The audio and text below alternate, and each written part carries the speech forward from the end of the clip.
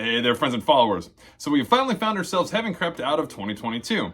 As we rolled through and out of the month of December, did trends follow suit, or might there have been a surprise that we didn't expect to consider? Be sure to hang out for the next couple of minutes to get that information as well as the latest and greatest in real estate news.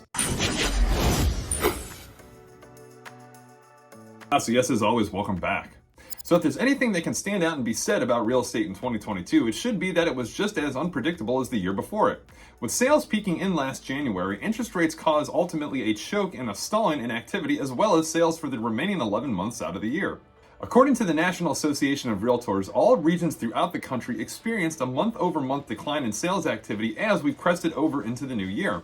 Now, while it's true that last month's holiday season can play a factor in regards to the slowing of activity, being able to combat against interest rates and raise property values, we know, also remains a steady constant culprit. Additionally, all regions in the country, while some very slight, all experience percentage increases in median home prices. So with that being said, let's take a look at our area statistics. Looking at single-family home sales coming out of the month of December here in the Ocala, Marion County area, starting with none other than closed sales. Closed sales we did see slightly up in December, 416 closed homes versus November's 407. This being a 36% decrease from what we saw back in December 2021 at 651 closed homes. Sales volume we did see down $132 million in December versus November's $142 million. Average sales price we did also see come down $319,000 average sale price versus November's $348,000. Median time to contract we did see raised by just a couple days, 37 days in December versus November's 35 days. Average list price received for a given listing on the market we did see at a constant 95%. Jumping over to the inventory side of things, pending homes we did see down in December at 392 pending homes versus November's 409. New listings we did also see down 516 in December versus 567 in November. And active inventory we did see take a hit as well, 1,792 homes active on the market for sale versus November's 1,826. This, of course, being a 137% increase of homes from what was on the market in December 2021 at only 756 homes. Month supply of inventory, we did see it just about remain constant going from November to December, 3.3 in December versus November's 3.2 month supply of inventory. Now, while it's unsure what 2023 will look like for real estate, one thing to point out is that there isn't likely a flood of supply about to circulate back into the market via foreclosures or overbuilding like there was in the last housing cycle. Additionally, a lot of owners are feeling secure in their pre-2022 interest rates, which will influence decisions that ultimately affect the market. While signs of inflation are calming, mortgage rates and their fluctuation will be the tone that continue to set the stage into the new year. With that being said, let's take a look at some marketplace news brought to you by FloridaRealtors.org. First up, Redfin, amongst other platforms, has suspended or ended altogether their iBuyer programs. Now, while the slowing of market activity has produced less opportunities due to raised interest rates for various programs, it's no surprise that the iBuyer program was one of the ones to hit the wayside. If you weren't in the loop, an iBuyer is a pool of ready, willing, and able investor-type buyers that are ready to make you a cash offer on your home, taking out the burden of marketing, showings, and of course any tedious back-and-forth negotiations. The home must of course fit into certain criteria in order for it to be deemed qualifiable. However, the program gained popularity due to lessening stress levels and obstacles regarding selling one's residential home. In a recent interview, Redfin CEO Glenn Kelman stated that he believes 2023 will be a standoff of sorts between buyers and sellers of residential real estate properties.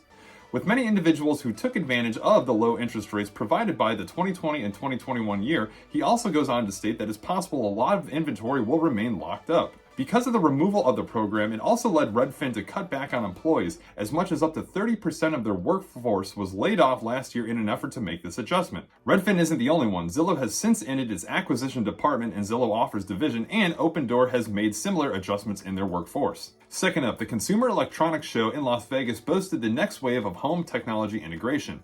If you're a current homeowner, it's probably safe to say that you have integrated one or more various smart home features in your home in an effort to create some easy automation or to simply keep up with the Joneses. Running from January 5th to 8th and being labeled as the largest technology conference in the world, the Consumer Electronics Show debuted a wide variety of new and interesting items to implement into one home's technology repertoire. In addition to new smart bulbs introduced that can sync up with your computer or smart TV, there were also presentations of apps that allow you to sync the lights of your connected devices to other platforms that weren't generally compatible without the previously required HDMI sync box. New robotic vacuums and mops were announced that utilize self-emptying docking stations along with taking on the task of self-cleaning and automatic refills, while the next generation of robotic lawn mowers turned heads with updated camera systems that allowed the device to differentiate between grass and obstacles. Other items were introduced like smart sprinkler systems as well as smart shower fixtures that allow individuals to infuse shower water with lavender, eucalyptus, and skincare products like hyaluronic acid were also additionally quite the buzz. And lastly, of the 7 $100 million or more sales transactions in 2022, 4 of which were said to be right here in the Sunshine State. Thanks to information provided by the Wall Street Journal and the real estate appraiser firm Miller Samuel, we saw Florida rake in 4 of the most impressive sales transaction numbers in 2022, with one being said to have been the largest deal ever closed in the state of Florida. Now, over the course of the year, we saw some highlight transactions like a bundled purchase of 3 homes in Golden Beach for $93 million and a $107 million acquisition of some real estate in Miami's Coconut Grove area. But the one that probably takes the cake is an off-market deal that saw the purchase of an oceanfront estate near Palm Bay. Located on the barrier island of Manalapan, this 16-acre property contains both 1,200 feet of ocean frontage as well as 1,300 feet of the Intracoastal Waterway. The structure sitting on the property is a 62,000 plus square foot main residence as well as a 7-bedroom guest house and was recorded as selling for a whopping $173 million. The purchaser was said to be co-founder and ex-CEO of multinational computer technology corporation, the Oracle Corporation, Larry Ellison. Now, as previously mentioned, it's going to be extremely crucial to keep an eye and observe how these interest rates are going to affect the market moving forward into the new year. If you are out in the market looking to buy, then you're going to want to continue watching over to this next video, which is going to offer some tips and strategies on how to maneuver around these interest rates. As always, if you guys have any questions or would like any further information on anything contained in the video, drop a comment below. Also, find my information below to schedule a one-on-one private call if you are thinking of moving in or out of the Ocala area.